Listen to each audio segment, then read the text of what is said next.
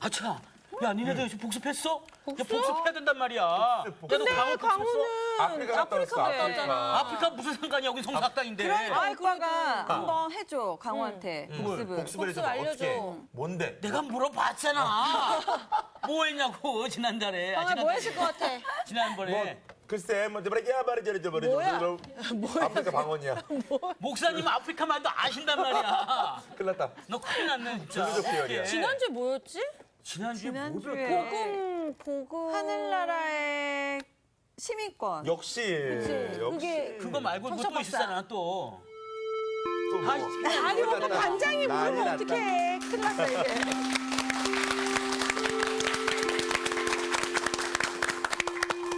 안녕하셨습니까? 안녕하십니까.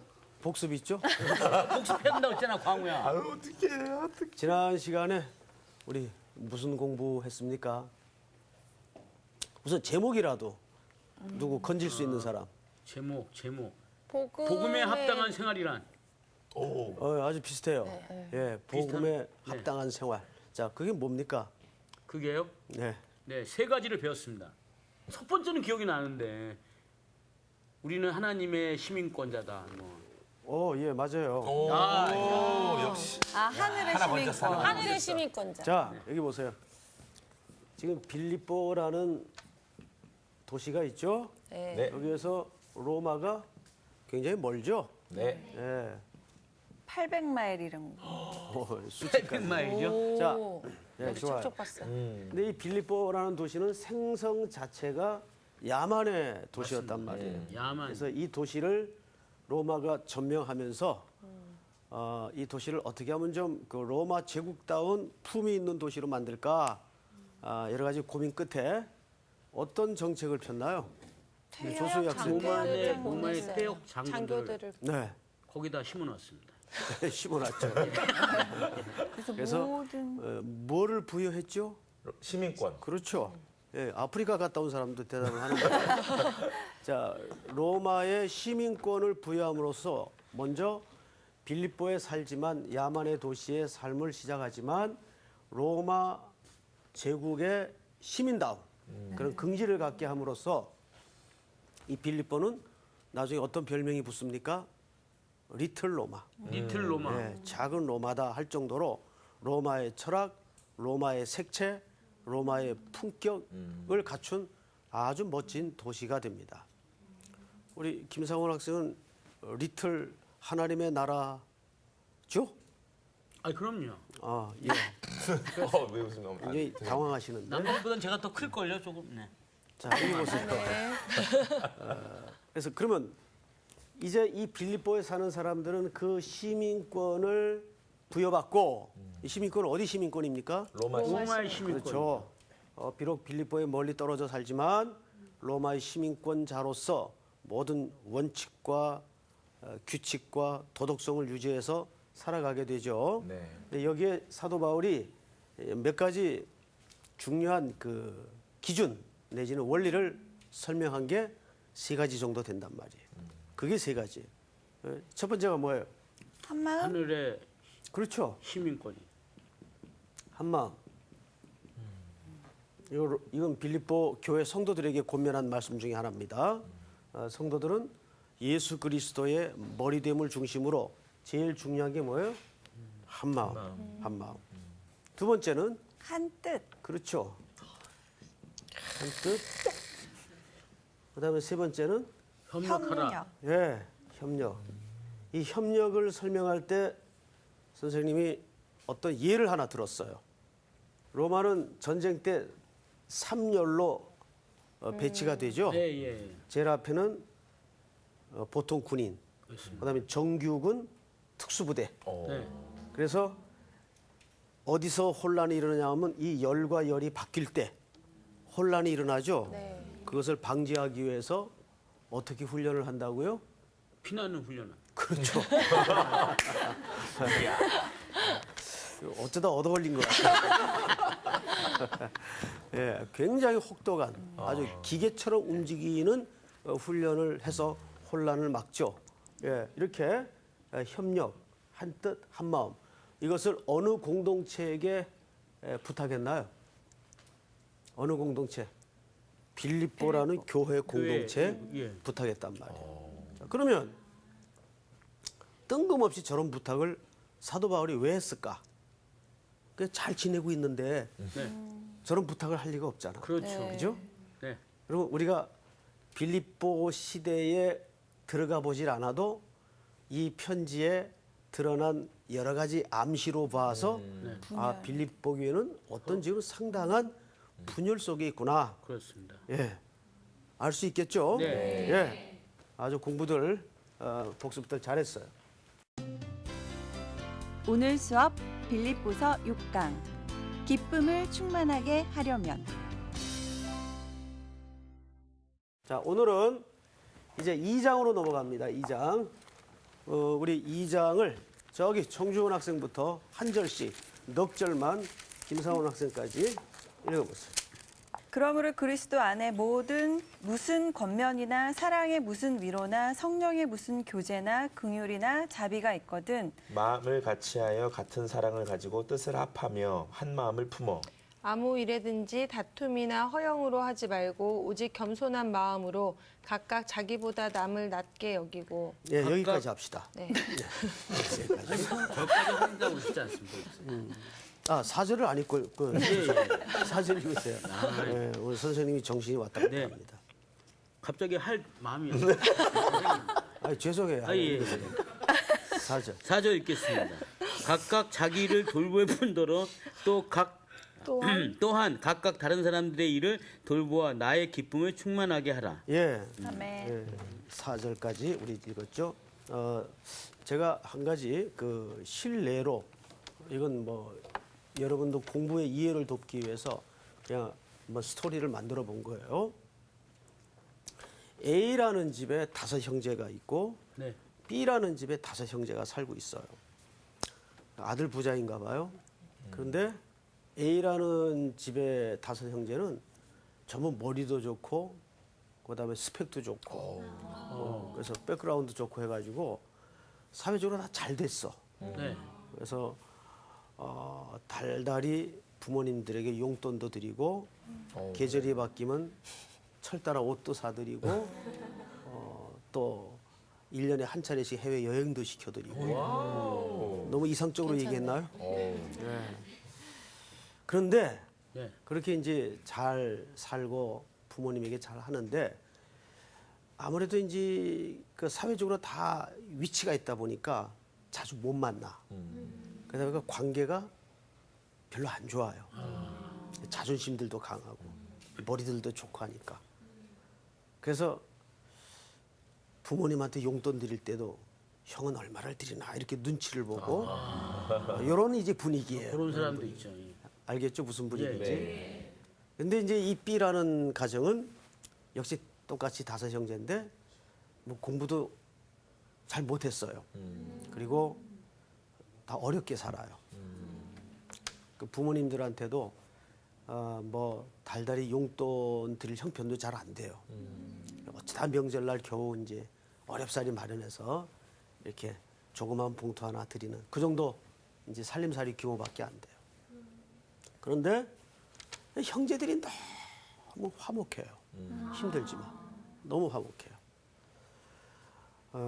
부모의 입장에서 어느 쪽의 가정의 스타일을 소망하고 기대할까요? B. 비겠죠. B 스타일. B. 네. 관광. 그러니까 부모의 입장에서 해외여행. 자식을 생각하지 않고 해외여행. 부모의 입장에서만 그러면 A죠. 해외 용돈. 죄송합니다, 목사님 세속적이라서. 자식은 관계 없다고 생각하고. 근데 정말 건강한 신앙과 건강한 이성과 건강한 마음을 가진 부모라면 정말 자녀들이 A처럼 살기를 원할까요? 아니요. 아니죠.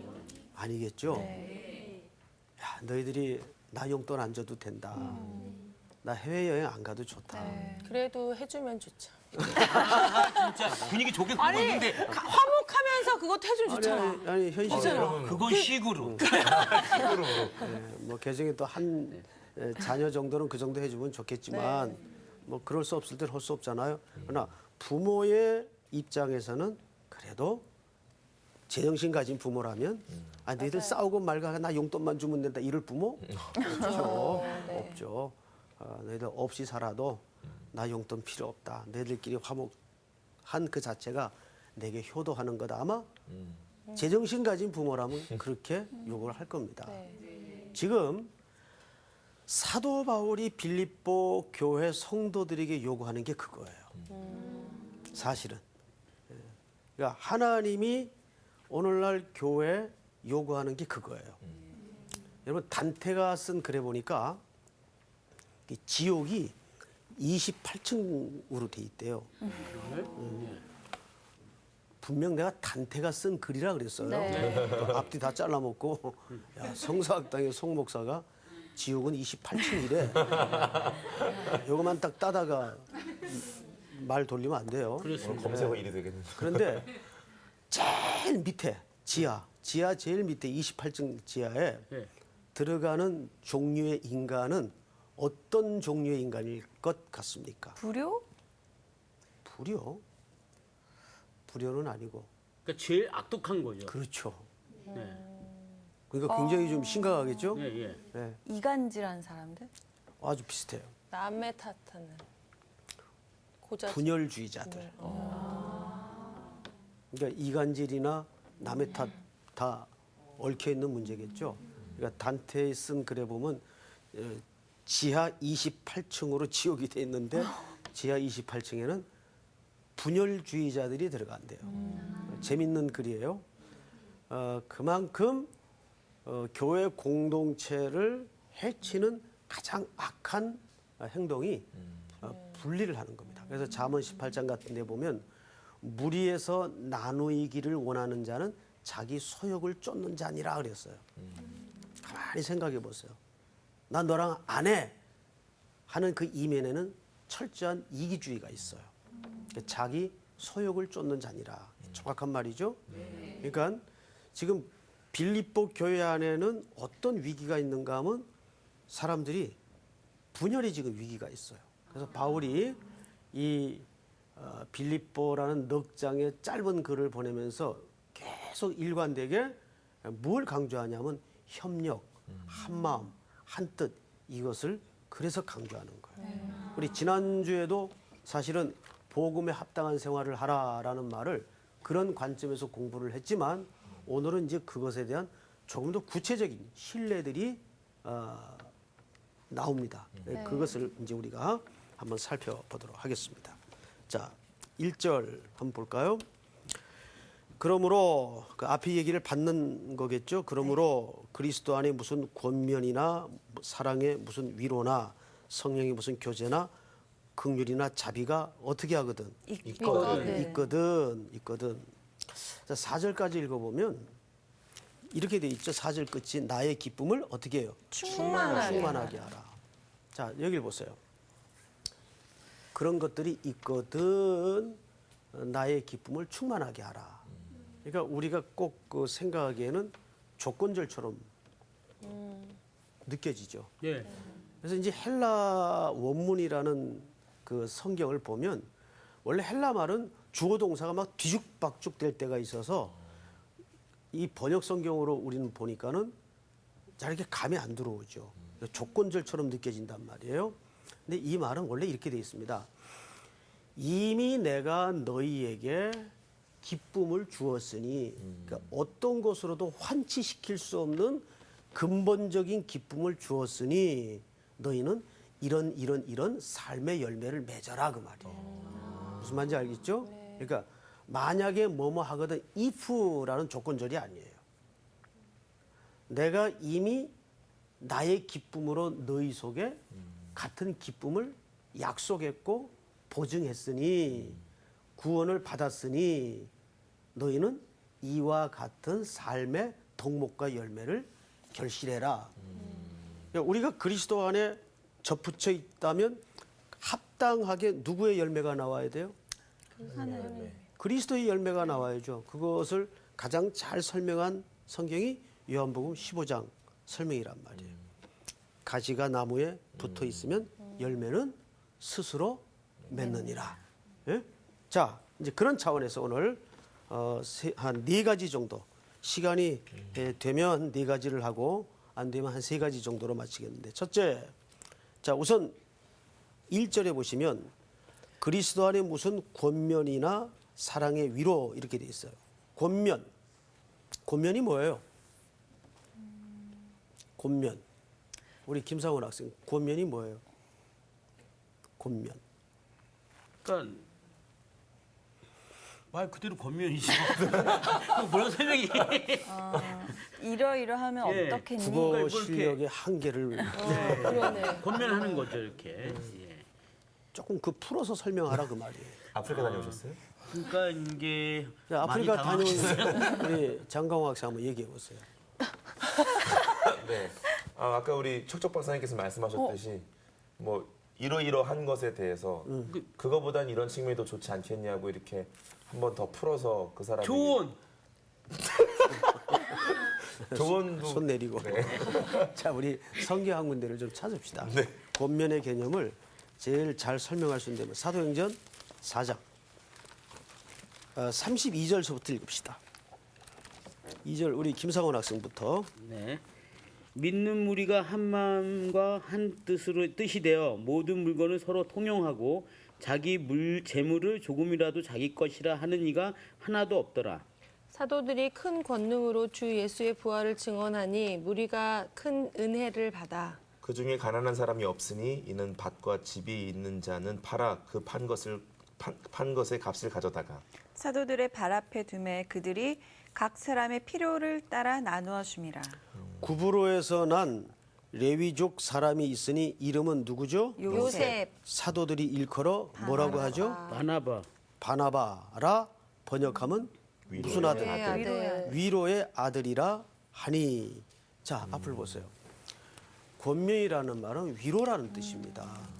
여러분 여기에 지금 보면 그 유명한 바나바가 등장을 하죠. 네. 근데 바나바 원래 이름이 요셉이었어요. 오늘 처음 알은 분들 많죠. 네. 그러니까 바나바는 그 요셉에 대한 영적인 별명이란 말이에요. 그렇죠? 그러니까 요셉의 또 다른 이름이 바나바예요. 예를 들면 김상훈이라는 오리지널 이름이 있지만 이 김상훈 형제가 교회에서나 밖에서나 너무 찬양하는 걸 즐거워하고 진심으로 찬양을 해. 그래서 사람들이 만날 때마다 김찬양 형제 이렇게 부르는 거예요. 상훈이라는 이름이 따로 있지만 이 사람 삶 자체가 하나님을 높이고 찬양하는 걸 워낙 즐거워하고 진심으로 그렇게 되라 그 말이에요. 아멘. 그래서 이 형제를 사람들이 볼 때마다 김찬양 형제 너무 찬양하는 모습이 좋으니까. 좋네요. 네. 그런 식으로 이 요셉이라는 양반을 잠깐 사람들은 뭐라고 불렀다고요? 위로의 바나바. 바나바라는 뜻은 무슨 뜻이에요? 위로. 위로자. 자, 위로자 하면은 또 어디서 비슷한 얘기를 들었던 것 같은데 우리 보혜사 성령님을 뭐라 그래요? 보혜사 성령님을 파라클레토스, 위로자. 위로자라는 말은 이런 뜻입니다. 옆에 묵묵히 늘 있는 사람. 이것을 호세아 선지자는 하나님의 사랑을 무슨 사랑이라 그랬는가 하면 이슬 같은 사랑이라 그랬어요. 호세아서 마지막 장에 보면 이슬 같은 하나님의 은혜. 자, 조수희 자매. 네. 이슬이 어떻게 임하죠? 이슬 그냥 하면 떠오르는 거. 되게 그냥 깨끗한 깨끗하고. 새벽에 네 또 깨끗한 저 같은 말을 내리진 않았지만 아침에 일어나면 다 젖어 있는. 가랑비에 옷 젖듯이. 가랑비요? 이슬. 내렸으니까 젖었겠지. 네. 내리지 않는. 찬양형? 나 프레이즈 킴이야. 자, 여기 보세요. 여기 보세요. 이슬 같은 사랑, 이슬 같은 은혜라는 표현은 소리 없이 임했다 그 말이에요. 소리 없이. 무슨 말인지 알겠죠? 네. 소리 없다. 위로라는 것은 제일 중요한 게 소리 없이 늘 옆에 있는 거예요. 여러분 혹시 그 좀 된 영화이긴 한데 미량이라는 영화 기억나요? 네. 거기 신혜라는 자매가 등장을 하죠. 30대 초반에 남편을 잃고 어린 아들과 밀양으로 남편 고향인데 귀향을 하게 됩니다. 근데 거기서 그 기독교인들이 등장을 해요. 예, 예. 기독교인들이 어떻게든지 이 상처 많은 자매를 기독교의 복음으로 위로를 하려고 생 난리를 치죠. 오바를 하죠. 근데 그게 먹힙니까? 뭐 역작용이 나죠. 그리고 그 형식주의에 붙들린 기독교의 신의 자매가 범인을 면회하러 갔다가 아주 진저리를 내죠. 네. 사람은 용서를 안 했는데 자긴 용서받았다고. 네. 거기에서 기겁을 해요. 그리고 거짓말이야. 예? 사운드를 틀어놓고 방해를 하죠. 이때 그 자동차 수리점 사장 송강호라는 분이 거기서 이름이 뭘로 나오는지 모르겠는데 그분은 교회도 그냥 믿어서 나가는 게 아니고 그 자매를 좋아서 나가는데 언제나 그냥 그 옆에 있죠. 언제나. 누가 정말 위로가 되었나요? 송강호. 언제나 그냥 소리 없이 옆에 있는 그 친구가 위로가 됐죠. 그러니까 진짜 위로라는 것은 오버하지 않는 겁니다. 예, 내가 힘들 때 나보다 더 난리치면 부담되죠. 맞아요. 얘가 왜 이러나. 그러니까 위로라는 그렇게 하는 게 아니라 정말 그 사람 옆에서 같은 심정으로 같은 입장으로 편이 되어주는 거죠. 소리 없이. 예. 누가 그렇게 하신다는 얘기예요. 하나님이. 예, 성령님이. 옛날 성경에는 이 위로자 바나바를 권위자 바나바로 이렇게 한자 말로 해가지고 또 이렇게 혼란을 일으켰던 적이 있죠. 오소리티 이런 권위인 줄 알고 우리는 바나바처럼 권위가 있어야 된다. 막 이렇게 또 오해한 적도 있는데 그런 권위가 아니죠. 그러니까 위로자. 그러니까 여러분 요즘 청년들이 제일 듣고 싶어하는 한마디가 뭔지 혹시 아세요? 청년들이. 한번 옆에 형제자매에게 청년이 아니잖아. 연습해 보세요. 네가 최고야. 오빠 최고야. 알고 있어. 뒤에 분들도 한번 해보세요. 네가 최고야. 최고야. 그래? 찬양이 형 최고야. 장댄스 최고야. 이거보다 장댄스. 더 듣고 싶은 말이 있어요. 더 듣고 싶은 말. 네, 이거는 2위예요. 2위. 요즘 현대인들이 듣고 싶은 말 중에 2위고 제일 1위가 뭐냐면 넌 할 수 있어. 아니에요. 너밖에 없어. 와우. 너밖에 없어. 여러분 우리가 교회 안에서건 밖에서건 그렇게 힘이 되어주는 사람이 좀 됐으면 좋겠어요. 그 사람만 보면 막 가슴이 철렁 내려앉고 이름만 들어도 너밖에 없어. 아멘. 네. 자, 우리 또 다음으로 넘어가십시다. 자, 성경을 또 보세요.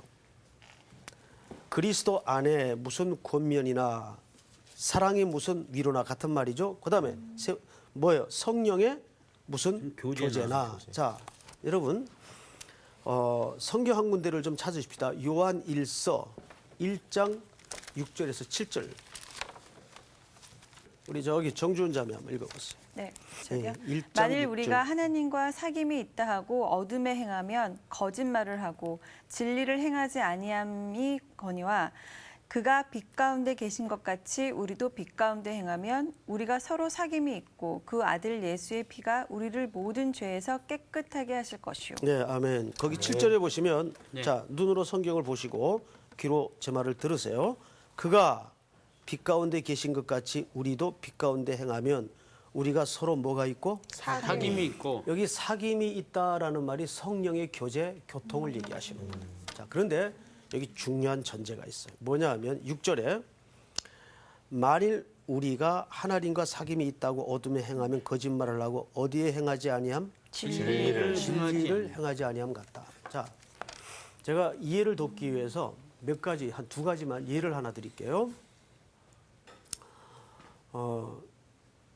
유부남이 다른 유부녀를 사랑해요. 하하. 사랑해요. 에헤. 그러면 사랑이라는 자체는 아름다운 거예요? 아름답지 않은 거예요? 아름다운 거죠. 요즘 그런 식으로 그 사랑을 합리화하고 정당화시키는 회개한 논리들이 많죠. 드라마에 맞. 내가 하면 로맨스. 드라마에 많죠. 막장 드라마라 그러죠. 네. 예. 그런 드라마는 정말 막을 내렸으면 좋겠어요. 이게 사람들에게 굉장히 보편화된 의식을 심어주고 있어요. 맞아요. 사실은. 예. 여러분들 가운데도 좀 좋은 작가들이 나와서 그런 대본 쓰지 말고 좀 사람들에게 그 진리로 들어가게 하는 그런 좋은 글들을 좀 썼으면 좋겠어요. 야, 우리는 사랑, 이거 사랑이다. 사랑이 얼마나 숭고한 거냐. 그런데 하나님이 우리 인간에게 본성적으로 심어준 절대 원리와 기준이 있죠. 한 남자와 한 여자가 결혼을 해서 가정을 이루도록 돼 있어요. 이 외의 모든 사랑의 관계는 비윤리적인 겁니다. 그렇죠? 네. 그것은 하나님의 창조 질서에 어긋나는 거예요. 그러니까 아무리 사랑이라는 자체 개념이 숭고한 가치를 갖고 있어도 이것이 어디에 근거와 기초가 돼야 돼요? 진리라는 데 근거와 기초가 돼야 되죠. 맞죠? 네. 예. 그 진리가 바탕이 되지 않는 사랑은 다 비윤리적이고 비도덕적인 겁니다. 그건 죄예요. 그래서 우리가 무슨 성령의 교제 또는 서로 사귐, 교제, 인간의 교제 좋지만 그것이 과연 하나님의 보편적 가치에 기초한 교제와 관계인가를 먼저 봐야 되겠죠. 또 하나 예를 들게요. 이제 우리 그 상선들이 큰 배들이 무역을 위해서 짐을 싣고 가다가 해적들에게 납포가 되죠. 아이고. 예, 해적들에게 배가 체포가 돼요. 그 몇 년 전에도 최근이죠. 소말리아 예, 예. 해적에게 붙들렸다가 우리 해군이 가서 그 석창균 배 선장. 선장, 함장은 아니지. 선장. 이분이 총탄을 6발 이상 맞고도 살아났죠. 이야. 자, 이 소말리아 해적과 이제 대한민국 해군이 붙었는데 얘네들이 힘이 딸리니까 같은 해적대들을 여러 명 불렀어요. 이걸 지네들 세계에서 의리라 그래요. 그죠? 의리고 이거 협력이고 도움이고 그러나 이것이 결국은 뭐예요? 도둑질이에요. 모두가 몽땅 도둑질이에요. 이건 소말리아 정부에서도 인정하지 않는 도둑대들입니다. 맞죠? 네. 예. 그러나 자기네들끼리 돕고 사랑하고 위하는 것은 그것만으로 숭고한 가치라고 할 수 있을까요? 그건 아니죠. 네. 예. 그래서 우리가 이 땅에 살아가는데 가장 중요한 게 기독교 윤리입니다. 그걸 우리는 보통 기독교 윤리라 그러는데 근데 말세가 될수록 이 윤리가 진리에 바탕하지 않는다는 거예요. 그래서 성령의 교제할 때는 그게 간단한 얘기가 아니에요. 그 사랑과 모든 행위가 진리에 기초하고 있는가. 원리는 다양할 수가 없어요. 적용은 다양할 수 있지만 원리는 다양할 수가 없어요. 하나님께서 우리 인간에게 주신 법은 보편적 가치예요. 십계명은 그리스도인들에게만 준 게 아니에요. 전 인류에게 준 거라고요.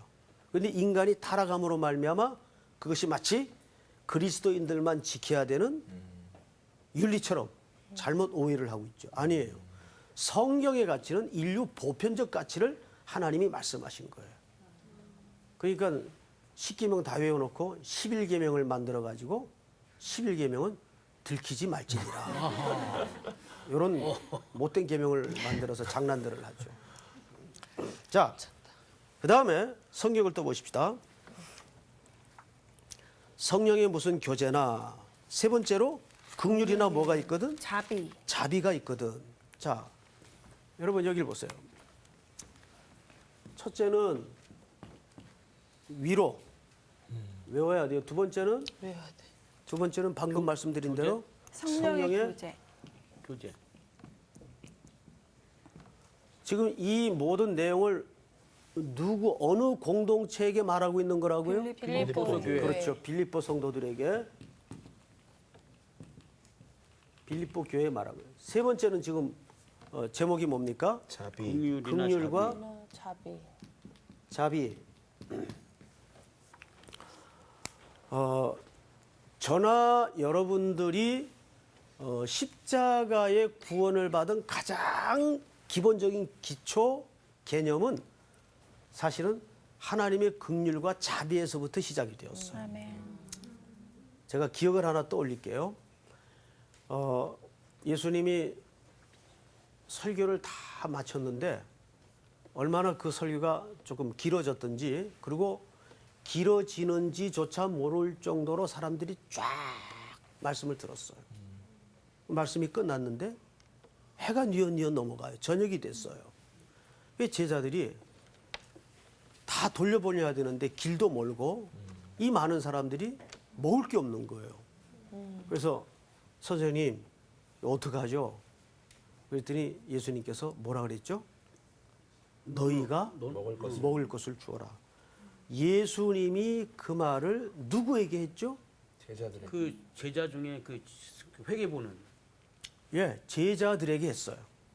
자, 그러면 그 신약교회의 제자는 장차 뭐를 암시하고 있습니까? 제가 지금 답을 말씀드렸는데 먹이는 사역을 하는 것. 아니죠. 제자들은 장차 이 땅에 교회. 생성될 교회를 얘기하는 거예요. 그러니까 너희가 먹을 것을 주어라는 말은 오늘날 누구에게 하는 부탁일까요? 교회에게 하는 부탁이에요. 자, 그러면 잘 생각해 보세요. 그럼 교회가 이제 빵 공장 만들어 가지고 빵 찍어서 오는 성도들에게 매번 빵 제공해야 된다 그 얘기일까요? 그 얘기 아니죠. 거기서 예수님이 백성들에게 기적을 베풀어 나눠줬던 떡은 요한복음 6장에 보면 자기 몸을 가리켜 말씀함이로라. 내가 하늘에서 내려온 생명의 떡이니. 그래서 예수님이 태어난 곳이 어디예요? 마국간. 마국간. 마국간은 어디에 있는 마국간이에요? 베들레헴. 베들레헴이죠. 베들레헴. 베들레헴 알죠? 예, 페들레 아니에요. 예. 배 둘레가 큰 사람이 아니고.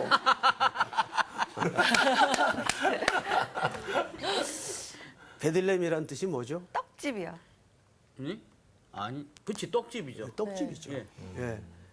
베이트는 집이죠. 레헴 떡이죠. 그걸 합성하면 떡집이 됩니다. 그 예수님이 왜 그런 동네에서 태어나셨을까?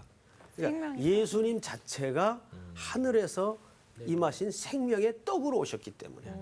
자, 그러면 교회가 너희가 먹을 것을 주어라 제자들에게 부탁하셨을 때 그 교회에게 맡기신 사명이란 말이죠. 그 교회가 1차적으로 감당해야 되는 두 번째도 양보될 수 없는 사명이 뭐냐면 복음을 전하는 거예요. 온 땅에 교회는 자선 사업하는 데도 아닙니다. 구제가 1차적인 목적이 되어서도 안 됩니다. 사회 사업하는 데도 아닙니다. 교회는 1차적인 본질적 사역이 복음을 전해야 돼요. 그 복음이 무엇이기 때문에?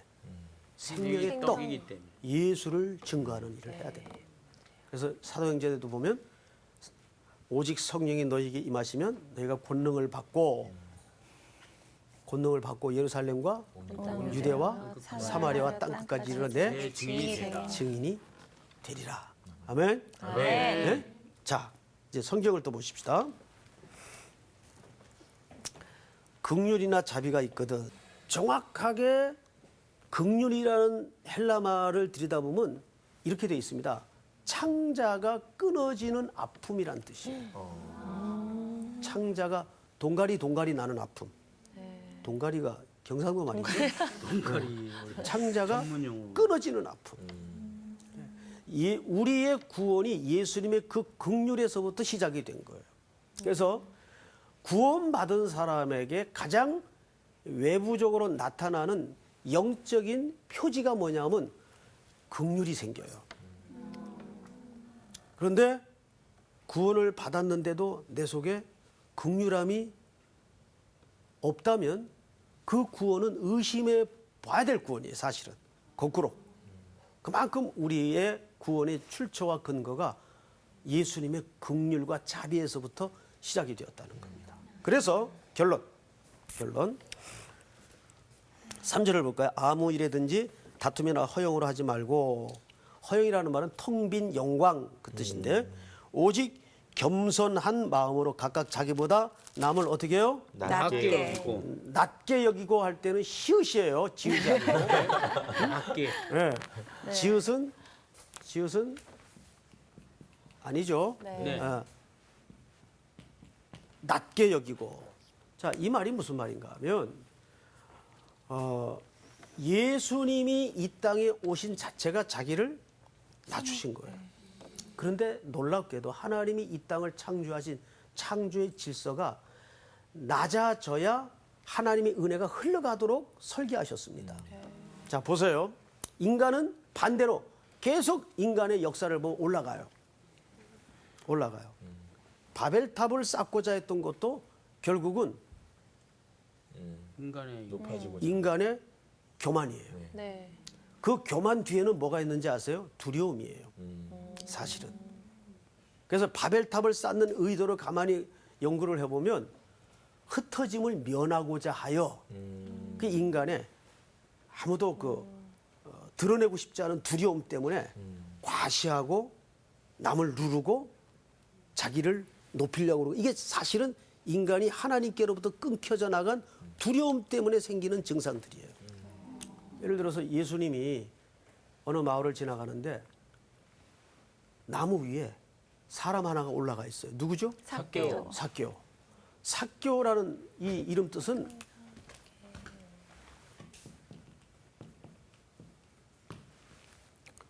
청결한 자란 뜻입니다. 와. 이 사람의 집안 혈통이 레위 지파예요. 네. 그리고 아버지는 이 아들을 낳았을 때 아마 그런 인생으로 살도록 소망을 가지고 네. 그런 이름을 지어줬겠죠. 그런데 네. 삭개오 직업이 뭐예요? 세리요. 세리. 세리예요. 그 당시 로마 정부 밑에서 세리는 동족의 세금을 갈취하는 자였어요.